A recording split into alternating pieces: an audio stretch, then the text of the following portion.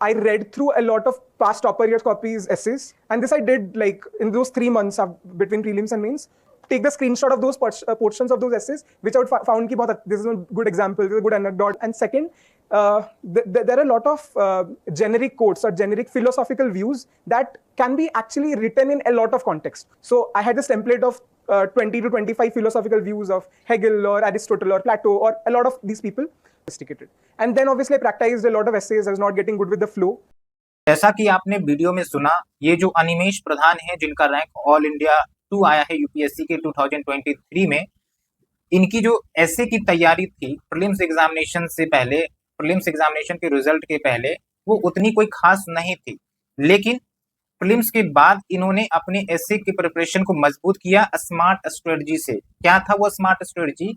एक तो इंपॉर्टेंट बात थी कि इन्होंने बहुत सारे टॉपर्स के और अच्छे अच्छे कॉपी को स्टडी किया, और उसमें से जो इंपॉर्टेंट पॉइंट्स इन्हें लगे जो यूज किए जा सकते हैं एसए में कोट्स के रूप में, उन्होंने उसका नोट्स बना के उसको सेव किया और उसको फिर अपने एसए के प्रैक्टिस में बार बार रिवाइज और रिकॉल करके उसको इंटीग्रेट किया, जिसका परिणाम ये हुआ कि इन्होंने काफी अच्छा मार्क्स एसए में स्कोर किया है। 2023 के रिजल्ट में आप देख सकते हैं 133, और ये इनका पहला ही अटेम्प्ट था।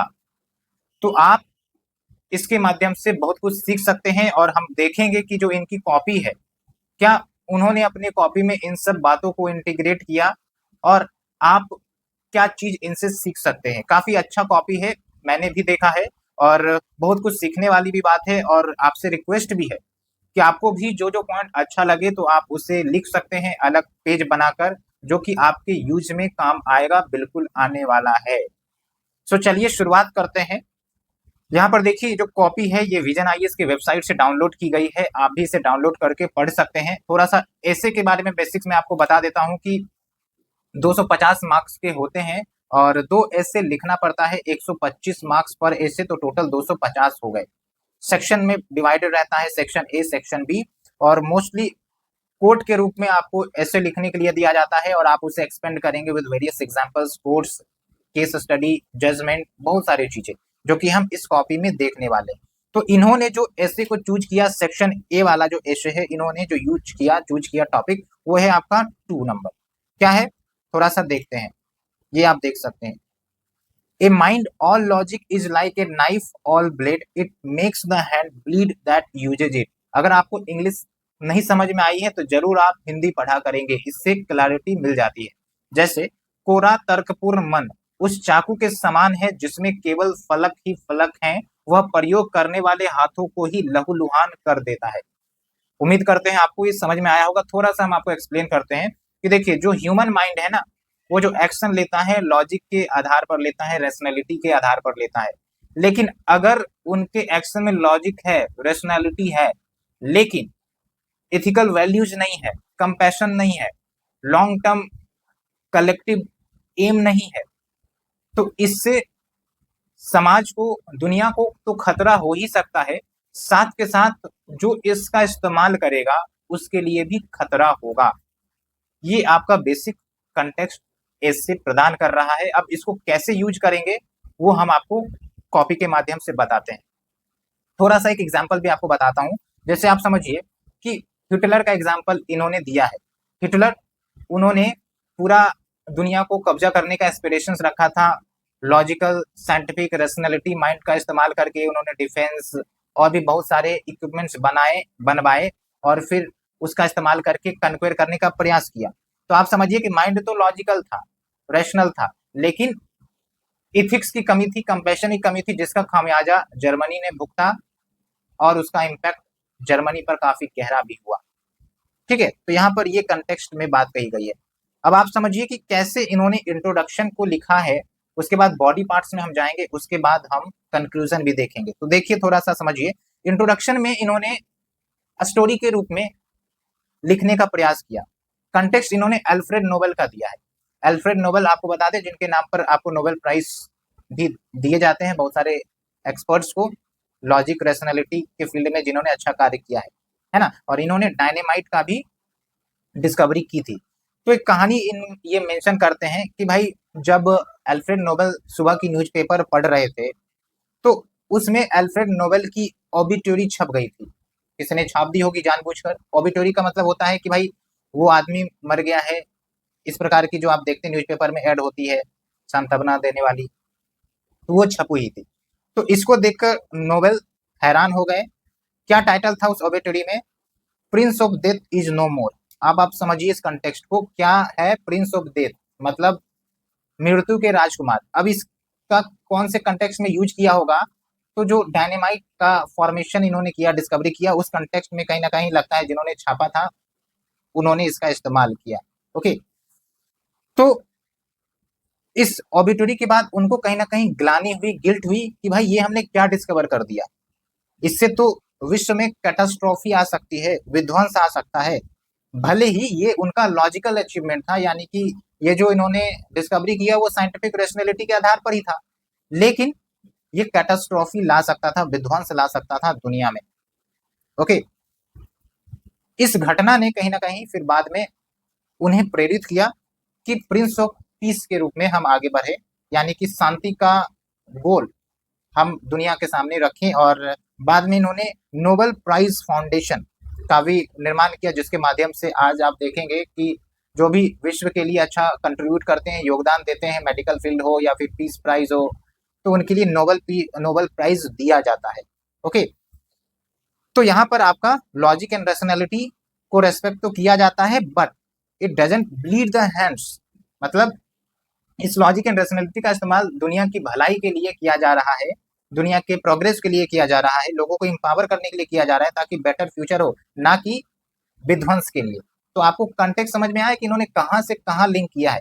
तो इन्होंने एक स्टोरी के माध्यम से अपना इंट्रोडक्शन शुरुआत किया एक इंपॉर्टेंट पर्सनैलिटी के लाइफ स्टोरी से। तो आप भी यूज कर सकते हैं, अगर आपको किसी पर्सनालिटी के स्टोरी के बारे में पता है, जो ऐसे के जो कोट दिए गए हैं, जो क्वेश्चन दिए गए उससे रेलेवेंट है, मिलते जुलते हैं, तो आप यूज कर सकते हैं। अब यहाँ पर जो बॉडी पार्ट्स हैं, बॉडी पार्ट्स में इन्होंने डाइवर्सिटी ऑफ एग्जाम्पल दिया है। एक तो ये होता है कि भाई एक ही एग्जाम्पल, 4 एग्जाम्पल दें और उसको हम एक्सपेंड करते जाएं, तो इससे आपका आंसर मोनोटोनस बन जाता है।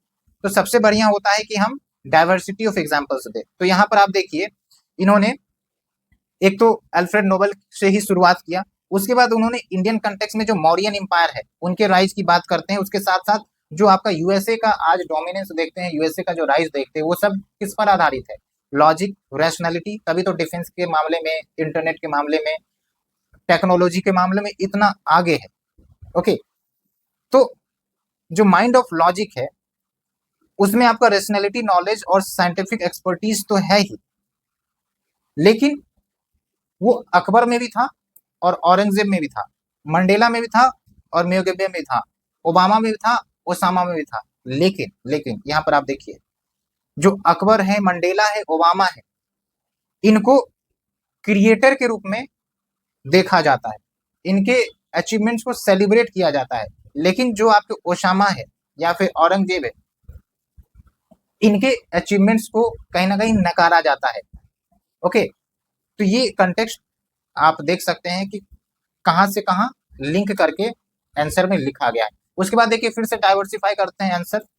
एरिस्टोटल का केस स्टडी देते हैं। एरिस्टोटल के जो स्टेटमेंट्स है वो ये इंसर्ट करते हैं, और इन्होंने अपने वीडियो में बोला भी है। आपने देखा कि भाई जो इंपॉर्टेंट पर्सनालिटी हैं उनके इंपॉर्टेंट कोट्स को इन्होंने नोट डाउन कर लिया था, और फिर उसका ये इस्तेमाल डिफरेंट प्लेसेस पर करते थे। तो यहाँ पर देखिए, इन्होंने अरिस्टोटल का एग्जाम्पल लिया कि नहीं? बिल्कुल लिया। तो इन्होंने ये कहा कि जो ह्यूमन बिहेवियर है, it is guided by ethos, pathos and logos, मतलब इथिक्स, पैथोज एंड लॉजिक। तो जो सार निकल कर आता है कि ethics, attitude and logic make and break a man aligning with this thought. अब यहाँ पर फिर से डाइवर्सिफाई करने का कोशिश किया गया। जैसे आप देखिए, स्वामी विवेकानंद का कोट इन्होंने दिया, उनका कहना था कि one needs right attitude to realise the true potential of his या हर एप्टीट्यूड। तो यहाँ पर जो शब्द है, शब्द पर फोकस करिए, राइट एटीट्यूड। तो राइट एटीट्यूड का तो मतलब ये हो गया कि चलो ठीक है भाई, लॉजिक, माइंड, साइंटिफिक रेशनैलिटी सब कुछ है, लेकिन एटीट्यूड राइट होना चाहिए, ना कि हम अपने माइंड का इस्तेमाल डिस्ट्रक्शन के लिए इस्तेमाल करें, बल्कि कंस्ट्रक्शन के लिए इस्तेमाल करें। ओके, लोगों की भलाई के लिए इस्तेमाल करें। तो फिर से अब ये साइंस एंड टेक्नोलॉजी के सेक्टर में चले जाते हैं। अब साइंस एंड टेक्नोलॉजी के कंसर्न्स को भी ये लेकर आते हैं। जैसे आप देखिए कि एक तरफ मून पर हम लोग अपने दिमाग से, साइंटिफिक रेशनैलिटी से आगे गए, मून पर ठीक है, लेकिन दूसरी तरफ हमने इथिक्स या फिर जो सोसाइटी के वेलफेयर का ध्यान नहीं दिया, तो यहाँ से हमारा प्लास्टिक का भी समस्या निकल कर आ जाता है। ओके, तो भले ही प्लास्टिक के फॉर्मेशन में लॉजिक बेस्ड माइंड का इस्तेमाल हुआ, but it didn't comprehend the repercussions of polluting the oceans. और ये तब तक नहीं होगा जब तक हमारे सामने नेचर डिवास्टेटिंग रूप ना ले ले, जिसमें इन्होंने मेंशन भी किया अच्छे कीवर्ड का, एंथ्रोपोसिन मास एक्सटिंक्शन। अब फिर ये आगे बढ़ते हैं, लोगोस विदाउट इथोस, मतलब लॉजिक का इस्तेमाल तो चल रहा है लेकिन उसमें इथिक्स का मेंशन नहीं है, इथिक्स का रोल नहीं है, तो ये कैटास्ट्रॉफी, विध्वंस का कार्य करती है। और इसका एग्जाम्पल देते हैं, ये एडम स्मिथ के साथ शुरुआत करते हैं। आप देखिए कि जो डाइवर्सिटी है ये कैसे एग्जाम्पल के साथ ये दे रहे हैं। तो एडम स्मिथ आपको भी पता है कि जाने माने इकोनॉमिस्ट रहे हैं अमेरिका के, और इन्होंने जो बुक लिखा था वेल्थ ऑफ नेशन, ओके, उसमें क्या बातें थी कि भाई गवर्नमेंट का इंटरवेंशन नहीं होनी चाहिए, लोगों को फ्री हैंड दिया जाना चाहिए प्रोडक्शन सप्लाई सब कुछ के लिए। लेकिन उसका इम्पैक्ट क्या हुआ आज के समय में? उसका इम्पैक्ट हुआ कि भाई आज इनइक्वलिटी बढ़ते हुए दिख रही है। तो भले ही एडम स्मिथ ने बोला कि इकोनॉमी को कैसे ग्रो किया जाना चाहिए, इकोनॉमी को कैसे प्रोस्पेरस बनाना चाहिए, लेकिन जब एथिकल वैल्यूज उसमें नहीं डाली गई, ठीक है, सोसाइटी का इंटरेस्ट नहीं रखा गया, तो आज आप देखेंगे कि इनइक्वलिटी कितनी ज्यादा गहन हो गई है। और फिर इन्होंने एग्जाम्पल दिया वर्ल्ड इनइक्वलिटी रिपोर्ट का। इसमें क्या कहा जाता है, अब इंडिया के कंटेक्स्ट में भी इन्होंने एग्जांपल दे दिया कि भाई 75% of India's wealth is concentrated by top 10% of the population, जबकि bottom half have just 2% of the resources. क्या कंटेक्स्ट निकल कर आ रहा है कि भाई हमने लॉजिक, साइंटिफिक रेशनैलिटी सबके माध्यम से खूब तरक्की करने का प्रयास किया, लेकिन दूसरी तरफ जब एथिकल वैल्यूज, लोगों की चिंता, कंपैशन ध्यान में नहीं रखे, तो इसके कारण गरीबी, इनइक्वालिटी, मार्जिनलाइजेशन भी हमें देखने को मिल रहा है। ओके, तो अगर इथिकल वैल्यूज होता तो एक बैलेंस क्रिएट हो सकता था between people, planet and profit, जो कि किन्सियन इकोनॉमिक्स में झलकती है, आपके एडम स्मिथ के फिलॉसफी में नहीं झलकती है। ओके, तो आप देखिए कि कैसे कैसे एग्जाम्पल्स को इंटरलिंक किया गया है। अब उसके बाद फिर वर्ल्ड हिस्ट्री का भी एग्जाम्पल ये देते हैं, वर्ल्ड हिस्ट्री में भी जाते हैं।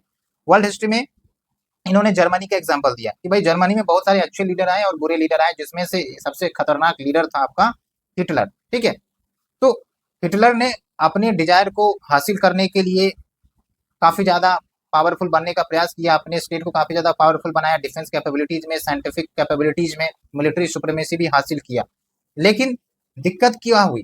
दिक्कत हुआ डिवास्टेशन। उन्होंने अपने नस्ल को ज्यादा प्रायोरिटी दिया, बाकी सब नस्ल को खत्म करने का प्रयास किया, जो कि ह्यूमन काइंड के लिए एक्सेप्टेबल नहीं थी। तो यही कंट्री जर्मनी, जो एक समय ऑटोक्रेसी और डिस्ट्रक्शन का शिकार थी, आज यही कंट्री एथिकल डेमोक्रेसी की दिशा में बढ़ गई। और जो बर्लिन वॉल का कलेप्स हुआ था वो उस एग्जाम्पल को सप्लीमेंट करता है। ठीक है, तो आप देखिए कि जर्मनी का भी एग्जाम्पल लिया गया, तो यहाँ पर चीजें डाइवर्सिफाई होते हुए दिखी। उसके बाद देखिए इंडिया का भी एग्जाम्पल दिया जाता है कि भाई जो ऋग्वेदा है उसमें कास्ट सिस्टम, वर्ण सिस्टम को लॉजिक के माध्यम से जस्टिफाई करने का प्रयास किया गया है। ओके, लेकिन हुआ दिक्कत क्या कि भाई आज भी मॉडर्न इंडिया में कास्ट सिस्टम का प्रेवलेंस इतना ज्यादा है कि लोग मार्जिनलाइज्ड है ना, जातिवाद, उसके कारण वायलेंस, हिंसा, ये सब घटनाएं घट रही है। तो आप बात को समझ पा रहे हैं कि एक तरफ हम अमृत काल के समय में गुजर रहे हैं, लेकिन फिर भी भारत जो है इस प्रकार की जो कास्ट डिस्क्रिमिनेशन वाली समस्याओं को झेल रहा है। तो ये एग्जाम्पल को दर्शाता है। उसके बाद महिलाओं का भी एग्जाम्पल देते हैं कि महिलाओं के लिए बहुत सारी जो बुक्स हैं, थ्योरीज है, उन्हें इंफीरियर करार देती है, जेंडर स्टीरियोटाइप्स को प्रमोट करती है, यानी उनको कमजोर दिखाती है। तो जिसका खमियाजा आज हमें इंडियन वोमेन के दर्द पर झलकता भी है। और एक करंट अफेयर्स के साथ इन्होंने अच्छा एग्जांपल लिंक कर दिया कि 2 कुकी वुमेन, जो काफी ज्यादा न्यूज में भी हुआ था, where the victims of ethnic atrocities and gang rape in the Manipur violence, ये काफी ज्यादा चर्चा में भी आई थी। तो आप बताइए कि जो एग्जामिनर है जब इस पेपर को देखेगा तो कितना खुश होगा कि इतने सारे एग्जाम्पल करंट के साथ, वर्ल्ड हिस्ट्री के साथ। उसके बाद देखिए फिर इन्होंने इन्वायरमेंट को जोड़ दिया, साइंस एंड टेक को जोड़ दिया। तो बात आप समझ पा रहे हैं, यही हम आपको बताना चाह रहे हैं कि डाइवर्सिटी मैटर्स। ओके, फिर आप देखिए क्वेश्चन फिर ये करते हैं कि what shall the civilisation do with such a mind that seems all logical but they are facing regressive idea, यानी कि लॉजिकल साइंटिफिक सब कुछ है, लेकिन भाई उनके विचार जो है रिग्रेसिव है, सोसाइटी के वेलफेयर के लिए नहीं है। तो फिर देखिए इन्होंने बी आर अम्बेडकर साहब का कोट किया। तो बी आर अम्बेडकर साहब in his book grammar of anarchy ये बताते हैं एक क्वेश्चन के रूप में कि क्या जो देशवासी हैं वो कलेक्टिव इंटरेस्ट को सुप्रीमेसी दे सकते हैं before their self interest and the creed. Okay, तो उसके जवाब में फिर एक और ये कोट का इस्तेमाल करते हैं, एक और राइटर का इस्तेमाल करते हैं, युवल नोआ हरारी का। ये फेमस हिस्टोरियन है इजराइल के। उन्होंने अपने बुक सेपियंस में लिखा है कि भाई human civilisation thrives because human sapiens have the unique ability to put forth their tribes, यानी कि जो ह्यूमंस हैं वो इसलिए सरवाइव किए हैं क्योंकि अपने सेल्फ इंटरेस्ट को पीछे रखकर जो कलेक्टिव ह्यूमैनिटी का इंटरेस्ट है उसको आगे बढ़ाया, और तभी जाके ह्यूमन सिविलाइजेशन आज प्रोग्रेस किया, नहीं तो ये कब का खत्म हो जाता। ठीक है, तो इसलिए यहाँ पर कंक्लूड ये किया जाता है कि logic and knowledge for self interest, इसके कारण एनार्की एंड कैटास्ट्रोफे हो सकता है, लेकिन जहां पर आपका कलेक्टिव वेलबींग है तो उससे आपका अंबेडकर साहब की जो गोल है इक्विटेबल सोसाइटी का वो फुलफिल हो जाएगा। उसके बाद यहाँ पर आप देखिए कि इथिकल इन्वायरमेंटल इश्यूज को और फिर इंटरलिंक किया गया कि एक समय था जब ह्यूमंस को सीधा वॉक करने में ना जाने कितने समय लग गए, लेकिन इन्वायरमेंट को डिस्ट्रक्ट करने में मात्र दशक ही लगे। क्लाइमेट चेंज जैसी समस्याएं का भी इन्होंने रेफरेंस दिया। ओके, तो एक तरफ एक्सप्लोरेशन, इन्वेंशंस, लॉजिकल माइंड का दिखता है, और दूसरी तरफ बायोडाइवर्सिटी, क्लाइमेट चेंज, पॉल्यूशन भी हमें देखने को मिलता है। तो सारा एग्जाम्पल किस चीज की तरफ इंगित करता है कि भाई logical mind but without ethical compassion, societal collective interest, इन सब की कमी। ओके, और दूसरी तरफ क्या है कि अब जब समस्याएं विकराल हो गई तो सेम लॉजिकल माइंड अब सॉल्यूशन निकालता है। भाई जब समस्या नहीं आई थी तब आप थोड़ा सा इम्पैथी, इन्वायरमेंट के प्रति कंपेशन रखते तो आज इतने ज्यादा क्लाइमेट चेंज की समस्या नहीं आती। लेकिन आज जब गलतियां हो गई है, एहसास होता है, फिर हम सस्टेनेबल डेवलपमेंट की तरफ आते हैं। और फिर आप देखिए मॉनिट्रियल प्रोटोकॉल सबका भी उन्होंने एग्जाम्पल दिया। इंडिया का जो पंच अमृत इनिशिएटिव है वो भी एग्जाम्पल दिया जाता है। ओके, उसके बाद देखिए the dynamism of logos and logic to put bandage on the bleeding hands. अब यहाँ पर ये बोला जा रहा है कि जो लॉजिक वाला कंसेप्ट है, साइंटिफिक रेशनैलिटी वाला, तो कैसे ये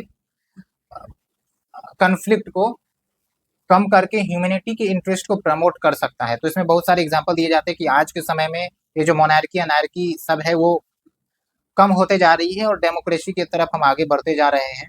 और आप देखिए monarchy across the world has been transform to democracy. Okay, so एक तरफ पहले टेरिटोरियल एक्सपेंशन हुआ करता था, आप देखे होंगे पास्ट में बहुत सारे राजा महाराजा टेरिटोरियल एक्सपेंशन करते थे। अब जो है म्यूचुअल को एग्जिस्टेंस को दुनिया प्रमोट करती है, एक्सेप्ट करती है। लेकिन इन्होंने साथ के साथ जो प्रेजेंट जियोपॉलिटिकल इश्यू है उसको भी हाईलाइट कर दिया कि भाई कुछ कुछ कहीं ना कहीं डिस्प्यूट है, जैसे नॉर्थ ईस्ट इंसर्जेंसी के बारे में उन्होंने मेंशन कर दिया, रशिया यूक्रेन क्राइसिस के बारे में मेंशन कर दिया। ठीक है, लेकिन ग्लोबल कंसेंसस फॉर पीस वो भी स्टेब्लिश हुई। जैसे इंडिया की बात करें तो वो पीस एंड डिप्लोमेसी डायलॉग के माध्यम से मुद्दे को शांत करने की बात भी करता है। ओके, तो आप समझिए बात को कि किस प्रकार से इन्होंने पॉइंट्स को एक दूसरे से लिंक किया है। उसके बाद और भी राइटर्स के ये एग्जाम्पल देते हैं, माइकल फोकाल्ट के भी एग्जाम्पल देते हैं जो कि एक पॉलिटिकल साइंटिस्ट हैं। उन्होंने कहा कि जो मॉडर्न लिबरल डेमोक्रेसी है उन्होंने अपना जो फोकस है वो रिप्रेसिव लॉज से रिफॉर्मेटिव लॉज की तरफ लेकर आए हैं। तो आज जो है विभिन्न देशों में लोगों के वेलफेयर के लिए कानून बनते हैं, पॉवर्टी एलिवेशन के लिए कानून बनते हैं। ठीक है, उसके बाद देखिए एक केस स्टडी और लिखा जाता है कि पहले भाई साहब डेथ पनिशमेंट दे दिया जाता था, अब जो है डेथ पनिशमेंट पर थोड़ा नरमी बरता जाता है, मतलब उनको लाइफ इम्प्रिजनमेंट दिया जा सकता है जो भी कल्प्रिट है। उसके बाद फिर देखिए सुप्रीम कोर्ट के केस या जजमेंट का भी इन्होंने रेफरेंस दे दिया कि भाई Bachchan Singh versus state of Punjab, जिसमें जो डेथ पेनल्टी है उसको रेयरेस्ट ऑफ रेयर केस में देने की बात कही गई थी। तो एक तरफ क्या था कि भाई एक समय कुछ मानो या ना मानो फांसी की सजा दे दो, मौत की सजा दे दो, लेकिन अभी क्या है इम्पैथेटिक जुरिडिक्शन, यानी कि जो इम्पैथी है वो भी कंसिडर किया जाता है। ओके, तो ये एग्जांपल दिए जाते हैं। उसी प्रकार से फिर देखिए होमोसेक्सुअलिटी की भी बात करते हैं कि एक समय होमोसेक्सुअलिटी को पनिशमेंट के रूप में देखा जाता था, लेकिन आज विभिन्न देश उसे एक्सेप्ट कर रहे हैं ओपन माइंड के साथ। ठीक है, तो regressive logic and knowledge about women and gender has seen A decline. और फिर कुछ केस स्टडी का भी एग्जांपल देते हैं। Sucheta Srivastava case, state of Haryana versus Rajesh against two finger test, and NALSA versus union of India case for transgender rights. ठीक है, तो आप समझ रहे हैं कि किस प्रकार से लोगों का जो इंटरेस्ट है उसको प्रायोरिटी देने का प्रयास किया जा रहा है, जो कि क्वेश्चन की डिमांड भी है। अब इसको कंक्लूड करने की दिशा में आगे बढ़ रहे हैं, तो यहाँ से आपका कंक्लूजन पार्ट स्टार्ट होगा कि भाई कंटेम्पोररी रेलेवेंस क्या है, कैसे हम लॉजिक माइंड को सही दिशा में यूज कर सकते हैं। तो फिर इन्होंने फिर से एक राइटर का एग्जाम्पल दिया, और ये जो कार्ल पॉपर है, ये फेमस सोशियोलॉजिस्ट है, शायद ये सोशियोलॉजी ही इनका ऑप्शनल था। ओके, तो बहुत सारे सोशलिस्ट राइटर के बारे में इनको पता होगा, तो उन्होंने इंटीग्रेट कर दिया अपने ऐसे में। तो यहीं पर निकल कर आती है कि जो बात है ना, कि जो लॉजिक माइंड है उसको कहीं ना कहीं लिबरल होने की जरूरत है, ओपन सोसाइटी का फोकस होना चाहिए। ठीक है, to imbibe diversity in the views and ideology, तभी जाके सोसाइटी इंक्लूसिव होगी। अगर ओपन माइंडनेस नहीं रहता है, भले ही माइंड लॉजिकल हो, साइंटिफिक हो, तो उसके कारण आपका religious fundamentalism, ethnic violence, ethnic polarisation हो सकता है। फिर आप देखिए एक और राइटर का एग्जाम्पल देते हैं, एल्बर्ट कैमस। ओके, फिर आप देखिए इन्होंने कंक्लूड करते हुए कहा है कि जो नॉलेज है उसको यूटिलाइज किया जाना चाहिए to create an ethical and egalitarian world. Okay, and the resourceful mind should follow the ideals of Panchsheel, not the greed of Aurangzeb. तो इसीलिए जो भी लॉजिक माइंड है must cater the collective goals of the society. और फिर इन्होंने रविन्द्रनाथ टैगोर जी के coat भी लिख दिए कि भाई it was not the Alexander who conquered the world. Alexander क्या था? कन्क्वेरर था, लेकिन उन्होंने वर्ल्ड को उन्होंने कन्क्वेयर नहीं किया, वर्ल्ड को किसने किया? गौतम बुद्ध ने। कैसे? प्रेम से, एम्पैथी से, कंपैशन से। आज गौतम बुद्ध की पूजा होती है, अलेक्जेंडर की नहीं। आज गौतम बुद्ध का जो विचारधारा है वो बढ़ाया जाता है, ना कि अलेक्जेंडर। फिर अल्टीमेटली ये अपने जो इंट्रोडक्शन में लिखे थे उसी को कंक्लूड करते हुए लिख रहे हैं कि भाई लॉजिकल पावर्स तो बहुत कुछ कर सकते हैं। ओके, यानी कि जो साइंटिफिक माइंड है वो बहुत कुछ कर सकता है, लेकिन उसको एथिकल पर्सपेक्टिव में डालना ये काफी महत्वपूर्ण होगा in order to grow the civilisation, in order to restore the ethical order in the civilisation. तो आप समझिए कि कंक्लूजन क्या निकल कर आता है कि एक तो ये है कि उन्होंने काफी ज्यादा एग्जाम्पल्स का इस्तेमाल किया, और जो हिस्ट्री के हैं उनके केस स्टडी को भी इस्तेमाल कर दिया, सुप्रीम कोर्ट के जजमेंट को भी इस्तेमाल कर दिया, और फिर साइंस एंड टेक के इश्यू को भी इंटीग्रेट कर दिया। तो ऐसा नहीं कि आपको इन सब के बारे में पता नहीं है, आपको भी पता है, लेकिन इन्होंने उसको इंटीग्रेट किया, जहां पर भी जरूरत लगी उस पॉइंट्स को, फैक्ट्स को यूज किया। तो आपसे गुजारिश है कि आप जरूर कॉपीज को कम से कम स्टडी करें, जो आपके लिए बेनिफिशियल होगा।